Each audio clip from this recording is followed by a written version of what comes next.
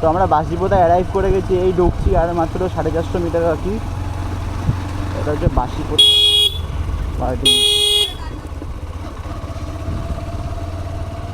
এই বাচ্চা কাচ্চা ছাগল সব একদম রাস্তার উপর চলে আসে, আর বড়োদের কথা তো বাড়ি দাও, বড়োরা রাস্তা দিয়ে সরতেই চায় না।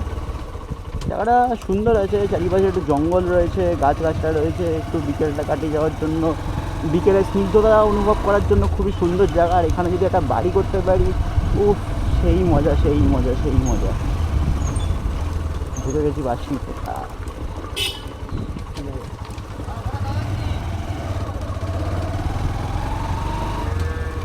এটা আমার ফার্স্ট টাইম নয় বাসিপোতাতে আসে, এর আগেও আমি এসেছিলাম। সুন্দর জায়গা, জায়গাটা খুব সুন্দর, অপূর্ব সুন্দর। জায়গাতে একটা স্নিগ্ধতা রয়েছে, হালকা হালকা বৃষ্টি হয়েছে বলে গাছগাছড়াটা বেশি রয়েছে এখানে।